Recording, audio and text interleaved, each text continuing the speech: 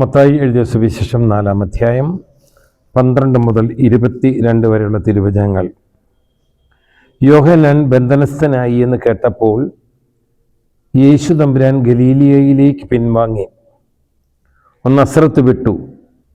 സെബൂലൂണിൻ്റെയും നഫ്താലിയുടെയും അതിർത്തിയിൽ സമുദ്രതീരത്തുള്ള കപർന്നഹൂമിൽ ചെന്ന് പാർത്തു. യെശയ്യാ പ്രവാചകൻ വഴി അരുളി ചെയ്യപ്പെട്ടത് നിവൃത്തിയാകുവാൻ വേണ്ടിയാണ്. സമുദ്രത്തിലേക്കുള്ള വഴിയിൽ യോർദാന്റെ മറുകരയിൽ സെബൂലൂൺ നഫ്താലി പ്രദേശങ്ങൾ, വിജാതിയുടെ ഗലീലി, അന്ധകാരത്തിൽ സ്ഥിതി ചെയ്തിരുന്ന ജനങ്ങൾ വലിയ പ്രകാശം കണ്ടു.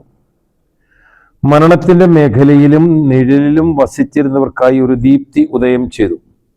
അപ്പോൾ മുതൽ യേശു പ്രസംഗിക്കാൻ തുടങ്ങി, മാനസാന്തരപ്പെടുവീൻ, സ്വർഗരാജ്യം സമീപിച്ചിരിക്കുന്നു. അവൻ ഗലീലിയ കടൽ തീരത്ത് നടക്കുമ്പോൾ കടലിൽ വല വീശിക്കൊണ്ടിരുന്ന 2 സഹോദരന്മാരെ കണ്ടു.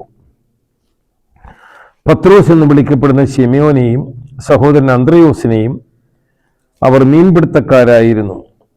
അവൻ അവരോട് പറഞ്ഞു, എന്നെ അനുഗമിക്കുക, ഞാൻ നിങ്ങളെ മനുഷ്യരെ പിടിക്കുന്നവരാക്കാം. തൽക്ഷണം അവർ വല ഉപേക്ഷിച്ച് അവനെ അനുഗമിച്ചു.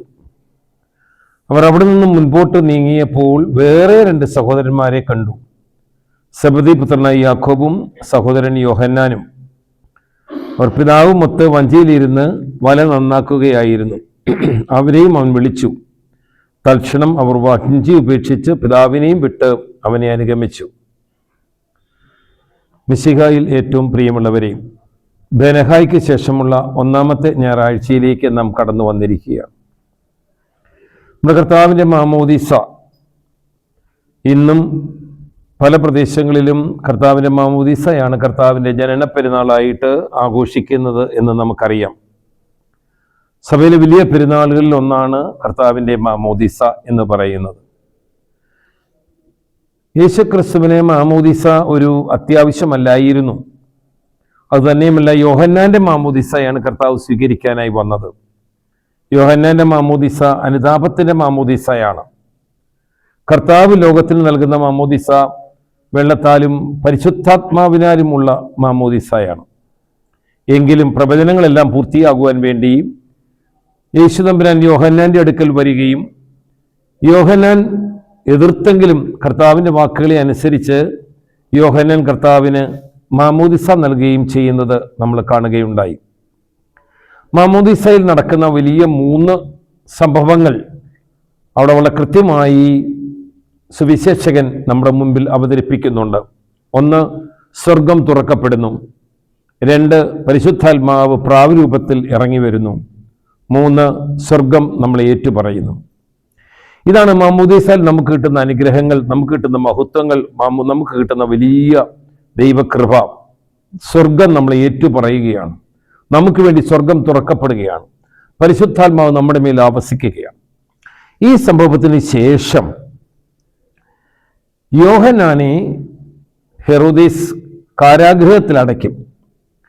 കർത്താവ് ഇത് അറിയുമ്പോൾ കർത്താവ് ജെറുസലേമിൽ നിന്നും, അല്ലെങ്കിൽ താൻ ജീവിക്കുന്ന ബെത്ലഹേമിൽ നിന്നും ഗലീലിയയിലേക്ക് മാറുകയാണ്. ഗലീലിയ മുതലാണ് കർത്താവിൻ്റെ തൻ്റെ പ്രവർത്തനം പിന്നീട് ആരംഭിക്കുന്നത്. യേശുവിൻ്റെ ദൗത്യം മുഴുവൻ പ്രധാനമായും ഗലീലിയയിലാണ്. ഐസ്യ പ്രവാചകന്റെ പ്രവചനം പൂർത്തിയാക്കുവാൻ വേണ്ടി കർത്താവ് വിജാതിയുടെ ഗലീലി എന്ന് വിശേഷിപ്പിക്കുന്ന യോർദാന്റെ മറുകരയിൽ സെബൂലൂൺ നഫ്താലി പ്രദേശങ്ങളിലേക്ക് പുറപ്പെട്ടു. ഈ സെബൂലൂൺ നഫ്താലി പ്രദേശങ്ങളിൽ ധാരാളം യഹൂദന്മാർ താമസിക്കുന്നുണ്ട്.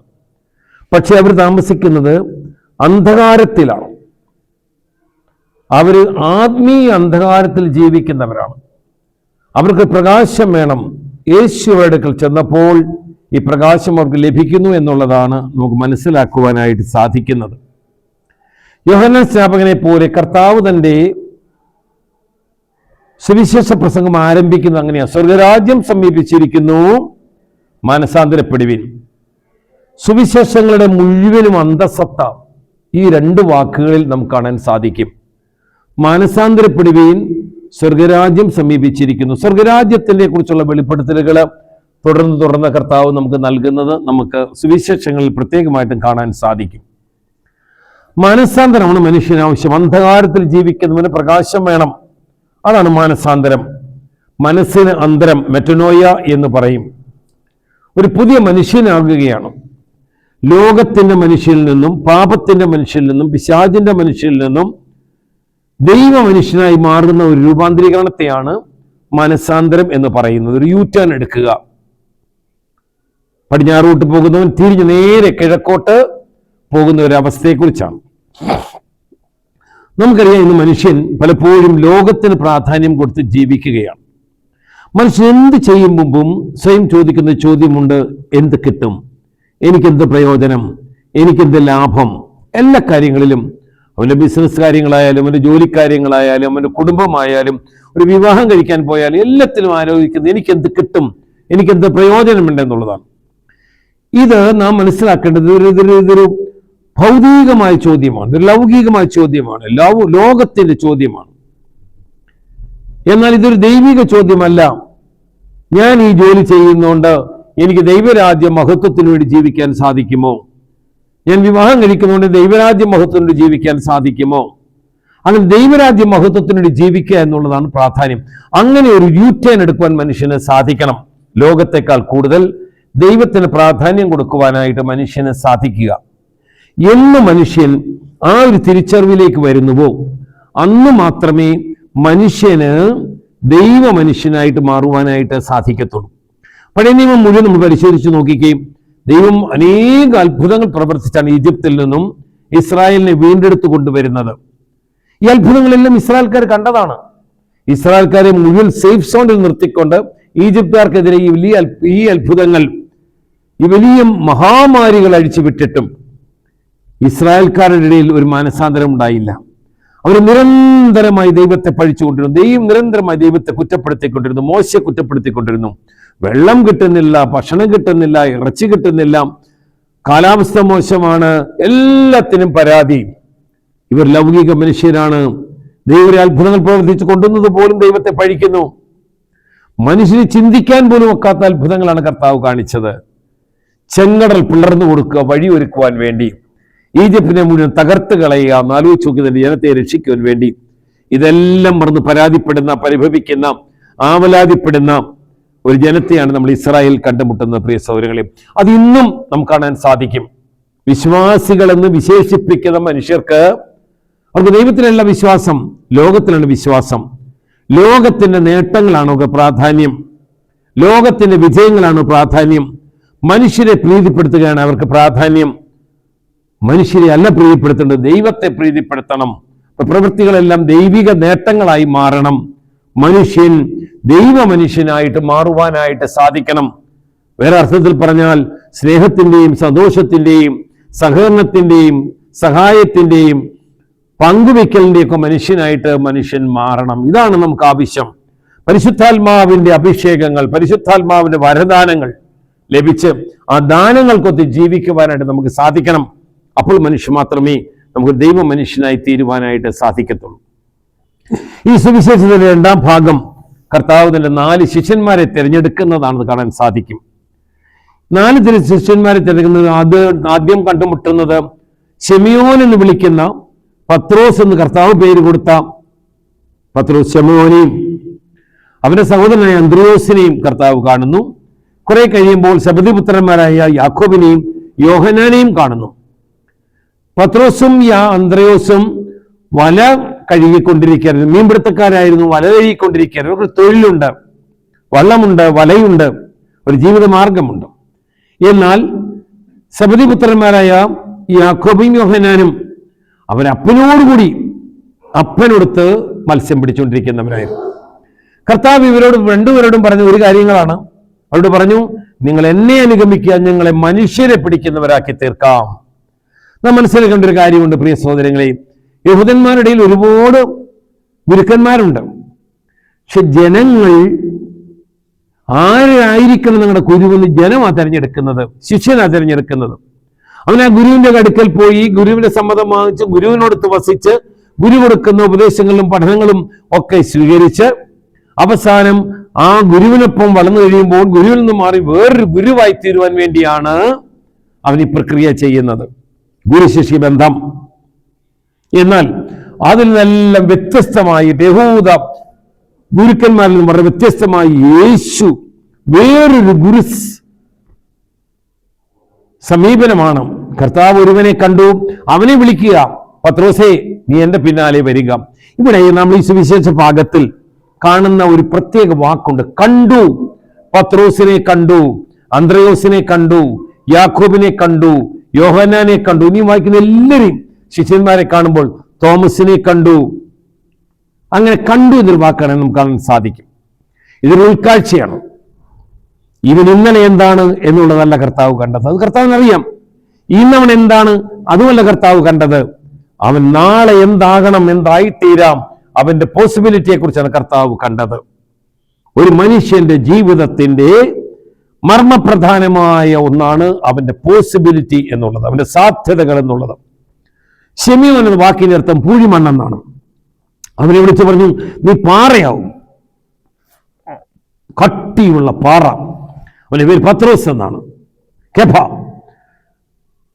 ഇവനെ അങ്ങനെ പേര് മാറ്റിയതിന്റെ അർത്ഥം ഇവനെ ദൈവം കണ്ടു. സഭയുടെ അടിസ്ഥാനമായി, സഭയുടെ താക്കോൽ വാഹകനായി, സഭയുടെ മുഴുവൻ തലവനായി പത്രോസിനെ കാണുവാൻ കർത്താവിന് സാധിച്ചു എന്നുള്ളതും. അവൻ ബലഹീനനാ, മണ്ണ് പോലെ ബലഹീനനാ, എങ്കിൽ പോലും അവനെ കാണുവാനായിട്ട്, അവന്റെ കഴിവ് മനസ്സിലാക്കുവാനായിട്ട്, അവന്റെ സാധ്യത മനസ്സിലാക്കുവാനായിട്ട് ദൈവത്തിന് സാധിച്ചു. ഈ 4 പേരെയും കർത്താവ് വിളിക്കുമ്പോൾ നാം ഓർക്കണം, പത്രോസും അന്ത്രയോസും വലയും വള്ളും മാത്രമേ ഉപേക്ഷിച്ചുള്ളൂ, അന്നേരം അവരെ ഉണ്ടായിരുന്നുള്ളൂ. പക്ഷെ യാക്കോബ് യോഹന്നാൻ കൂടി അപ്പനുണ്ടായിരുന്നു. വല ഉപേക്ഷിച്ചു, വള്ളം ഉപേക്ഷിച്ചു, അപ്പനെയും ഉപേക്ഷിച്ചു. ഇവിടെ ദൈവം നമ്മൾ പറയുന്ന വലിയൊരു സത്യമുണ്ട്, ആർക്കെങ്കിലും യേശുവിന് ശിഷ്യനാകണമെങ്കിൽ അവനെല്ലാം ഉപേക്ഷിക്കാൻ തയ്യാറാകണം. മത്തായി ശ്ലീഹ പറയും, ആരെങ്കിലും എൻ്റെ പിന്നാലെ വരുവാൻ ആഗ്രഹിക്കുന്നുവെങ്കിൽ അവനെല്ലാം ഉപേക്ഷിച്ച് എൻ്റെ പിന്നാലെ വരണം. അപ്പനെയും അമ്മയെയും സഹോദരനെയും സഹോദരിയെയും ഭാര്യയെയും മക്കളെയും സ്വത്തും എല്ലാം ഉപേക്ഷിക്കാതെ ആർക്കും യേശുവിന്റെ ശിഷ്യനാകുവാൻ സാധിക്കത്തില്ല. ഒരു സമ്പൂർണ്ണ സമർപ്പണമാണ് പ്രിയ സഹോദരങ്ങളെ. ഇവിടെ ശിഷ്യ ഗുരു ബന്ധമാണ് ഏറ്റവും പ്രധാനപ്പെട്ടത്. ശിഷ്യൻ ഗുരുവിനേക്കാൾ വലുതല്ല. ഗുരുവിന് വേണ്ടി ജീവിക്കുന്നവനാണ് ശിഷ്യൻ, ഗുരുവിനെ പ്രഘോഷിക്കുന്നവനാണ് ശിഷ്യൻ, ഗുരുവിന് സാക്ഷ്യം നൽകുന്നവനാണ് ശിഷ്യൻ. ഗുരുവിന്റെ ആ എല്ലാ നിയമങ്ങളും പഠനങ്ങളും സ്വകാര്യമാക്കി സ്വന്തമാക്കി അത് ദൈവജനത്തെ പ്രഘോഷിക്കുന്നവനാണ് ശിഷ്യൻ. ഇതാണ് ക്രിസ്തീയ ജീവിതത്തിന്റെ ഗുരുശിഷ്യ ബന്ധം എന്ന് പറയുന്നത്. ഗുരുവിനേക്കാൾ വലുതായി ആരും ഈ ലോകത്തിലില്ല ക്രിസ്തീയ ജീവിതത്തിൽ. അതേസമയം മറ്റ് ശിഷ്യന്മാരെല്ലാം ഗുരുക്കന്മാർ വലിയവരായി തീരാം. അത് ലൗകിക നിയമമാണ്. ലൗകിക ഗുരുവും ലൗകിക ശിഷ്യനുമാണ്. ദൈവിക ഗുരുവും ദൈവിക ശിഷ്യനുമാണ്. ദൈവിക ഗുരുവിനായ യേശുവിനേക്കാൾ ലോകങ്ങളുടെ ഏറ്റവും വലിയ ഗുരുവാണ് യേശു ക്രിസ്തു. അതിനേക്കാൾ വലിയൊരു ഗുരു ലോകത്തിലില്ല. ആ ഗുരുവിന്റെ ശിഷ്യന്മാർ ഗുരുവിനെ ലോകത്തിന് കാട്ടിക്കൊടുക്കുക. പ്രധാനമായും മനുഷ്യന്റെ മാനസാന്തരമാണ് ഈ ഗുരു ആഗ്രഹിക്കുന്നത്. എല്ലാവരും മനസ്സ് തിരിഞ്ഞ് ദൈവത്തെങ്കിലേക്ക് വരണം, വെളിച്ചത്തിലേക്ക് വരണം, പ്രകാശത്തിലേക്ക് വരണം. അന്ധകാരത്തിന്റെ എല്ലാ അവസ്ഥകളിൽ നിന്നും മനുഷ്യൻ പ്രകാശത്തിന്റെ അവസ്ഥയിലേക്ക് തിരിച്ചു വരിക. ഇതാണ് ദൈവത്തിന് ആവശ്യം. പ്രിയ സഹോദരങ്ങളെ, ശിഷ്യന്മാർ മാത്രമല്ല, യേശുവിനെ അറിയുന്ന എല്ലാവരും, യേശുവിനെ വിശ്വസിക്കുന്ന എല്ലാവരും, യേശുവിനെ സ്നേഹിക്കുന്ന എല്ലാവരുടെയും ജീവിതത്തിൽ ഈ മാനസാന്തരം ഉണ്ടാകണം, ഒരു തിരിച്ചുവരവുണ്ടാകണം. ഐസിയ പ്രവാചകൻ പറയും, കാള തന്റെ ഉടയവനെ അറിയുന്നു, കഴുത തന്റെ ഉടയവന്റെ തൊഴുത്തറിയുന്നു, അല്ലയോ ഇസ്രായേലേ നീ എന്നെ അറിയുന്നില്ല. അത്രമാത്രം ദൈവം ഇസ്രായേലിന് വേണ്ടി ജീവിച്ചിട്ടും ഇസ്രായേൽ ദൈവത്തെ മറന്ന് നിരന്തരമായി പാപത്തിന്റെ അവസ്ഥയിൽ ജീവിക്കുന്നത് കാണാൻ സാധിക്കും. അതുകൊണ്ടാണ് ഐസിയ പ്രവാചകൻ അങ്ങനെ വിലപിക്കുന്നത്. ഓരോ ശിഷ്യനും ഗുരുവിനോട് ചേർന്ന് നിൽക്കുവാൻ ബാധ്യസ്ഥനാണ്. നിങ്ങളല്ല എന്നെ തെരഞ്ഞെടുത്തത്, ഞാനാണ് നിങ്ങളെ തെരഞ്ഞെടുത്തതെന്ന് കർത്താവ് നമ്മോട് പറയുന്നുണ്ട്. ഒരു ശിഷ്യനാകുവാൻ ഭാഗ്യം കിട്ടിയാൽ, ക്രിസ്ത്യാനിയാകാൻ ഭാഗ്യം കിട്ടിയാൽ, ക്രിസ്തു നമ്മെ തെരഞ്ഞെടുത്തത് കൊണ്ട് നമുക്ക് ക്രിസ്തുവിന്റെ അനുയായിയെ തീരുവാൻ, ശിഷ്യനായി തീരുവാൻ സാധിച്ചു. അതിനാൽ ഈ ഒരു ബോധ്യത്തോടുകൂടി ഇവിടെ ക്രിസ്തീയ ജീവിതത്തെ ഏറ്റവും ധന്യമായി ജീവിക്കുവാൻ നമുക്ക് പരിശ്രമിക്കാം. പ്രിയ സഹോദരങ്ങളെ, ലോകത്തിൽ അനേകം വിശ്വാസത്തിൽ ജീവിക്കുന്നവരുണ്ട്. അതിൽ ക്രിസ്ത്യാനി വ്യത്യസ്തനാണ്. ഈ വ്യത്യാസം തിരിച്ചറിയണം. നമ്മുടെ വ്യത്യാസം നമ്മുടെ യേശുവിന്റെ വ്യത്യാസമാണ്. യേശു ലോകത്തിൽ വന്നത് മറ്റുള്ളവർക്ക് വേണ്ടി ജീവിക്കുവാൻ, മറ്റുള്ളവർക്ക് വേണ്ടി മരിക്കുവാൻ, എല്ലാവർക്കും രക്ഷയുടെ അനുഭവത്തിലേക്ക് അവരെ കൂട്ടിക്കൊണ്ടുവരുവാൻ വേണ്ടിയാണ് ക്രിസ്തു വന്നത്. അവൻ തൻ്റെ ജീവൻ മറ്റുള്ളവർക്ക് വേണ്ടി സമർപ്പിച്ചവനാണ്. ഓരോ ശിഷ്യനും ഇതുപോലെ മറ്റുള്ളവർക്ക് വേണ്ടി ജീവിക്കുവാനും മറ്റുള്ളവർക്ക് വേണ്ടി ജീവൻ സമർപ്പിക്കുവാനും എപ്പോൾ ഇടയാകുന്നു അപ്പോൾ മാത്രമേ ഒരു ഉത്തമ ശിഷ്യനായി തീരുവാൻ സാധിക്കത്തുള്ളൂ. അതുകൊണ്ടാണ് ക്രിസ്തീയ ജീവിതത്തിൻ്റെ ഏറ്റവും മഹത്തായ കാര്യം രക്തസാക്ഷിത്വമാണ്. അതുകൊണ്ടാണ് രക്തസാക്ഷികളുടെ രക്തമാണ് ക്രിസ്ത്യാനികളുടെ ബീജമെന്ന് നമ്മുടെ പിതാക്കന്മാർ പറയാൻ കാരണം. നമ്മുടെ ശിഷ്യത്വത്തിൽ നിന്നും നമുക്ക് യേശുവിനെ രക്തസാക്ഷിത്വത്തിലേക്ക്, കുരിശുമരണത്തിലേക്ക് നമ്മെ കൈപിടിച്ചു ഉയർത്താൻ നമുക്ക് സാധിച്ചാൽ ഉത്തമ ക്രൈസ്തവരായിട്ട് ഇഹത്തിലും പരത്തിലും നമുക്ക് ജീവിക്കുവാൻ സാധിക്കും. എല്ലാ കൃപയും നമുക്ക് എല്ലാവർക്കും ലഭ്യമാകട്ടെ എന്ന് ആഗ്രഹിക്കുന്നു, പ്രാർത്ഥിക്കുന്നു. എല്ലാവരെയും ദൈവം ധാരാളമായിട്ട് അനുഗ്രഹിക്കട്ടെ. പിതാവിൻ്റെയും പുത്രൻ്റെയും പരിശുദ്ധ റൂഹായുടെയും തിരുനാമത്തിൽ ആമേൻ.